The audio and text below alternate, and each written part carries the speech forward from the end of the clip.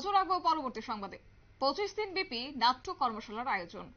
বলা ভালো যে প্রযোজক ভিত্তিক এই নাট্য কর্মশালার আয়োজন, যার সমাপ্তি অনুষ্ঠান আজ অনুষ্ঠিত হয়েছে উদয়পুর ত্রিপুরা সুন্দরী উচ্চতর মাধ্যমিক বিদ্যালয়ে। এই 25 দিন ব্যাপী প্রযোজনা ভিত্তিক নাট্য কর্মশালার সমাপ্তি অনুষ্ঠান জেলা তথ্য ও সংস্কৃতি দপ্তরের সহযোগিতায় অভিমুখ নাট্য দলের অভিজিৎ দাস সহ তার টিম বিদ্যালয়ের ছাত্র ছাত্রীদের নিয়ে ত্রিপুরার ইতিহাস নিয়ে এক নাটক তৈরি করা হয়।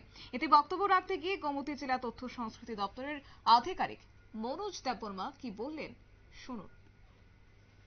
এটা একটা আমাদের মনে একটা শান্তি জাগে যে না আমাদের মহিলাদের সংখ্যা বৃদ্ধি হয়েছে, কিন্তু সংখ্যা বৃদ্ধি করে কি হবে? সংখ্যা দিয়ে তো কিছু হবে না।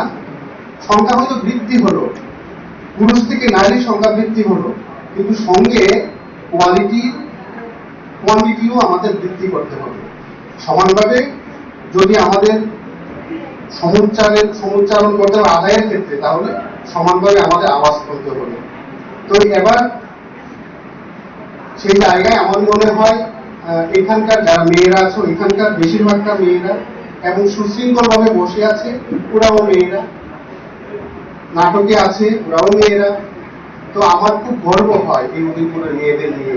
আমি বরাবরই বলি, আমার চাকরির জীবনে অনেক ত্রিপুরাতে অনেক জায়গায় ঘোরা হয়ে গেছে, কমলপুর থেকে সাবরুম বিলুনিয়া হয়ে অনেক ঘোরা হয়ে গেছে, কিন্তু উদয়পুর আমার মনে রেখাপাত করেছে। খুব ভালো লাগে উদয়পুরকে। আমার মনে হয় যে উদয়পুরটা সত্যি আগরতলা থেকে 500 বছর এগিয়ে আছে। দণ্ডমাণিক্যের নাটক হবে এখানে। দণ্ডমাণিক্য তো আগরতলায় জন্মায়নি, সে উদয়পুরে। তাহলে মাতা ত্রিপুরেশ্বরী মন্দির তো আগরতলাতে নেই, কোথায় আছে? মাতা বাড়িতে, উদয়পুরে। সবকিছু কিন্তু উদয়পুরই আছে। তাই আমি মনে করি আগামী দিনে যাই হবে, উদয়পুর সারা ত্রিপুরার নয়, সারা ভারতের তোমরা পথ।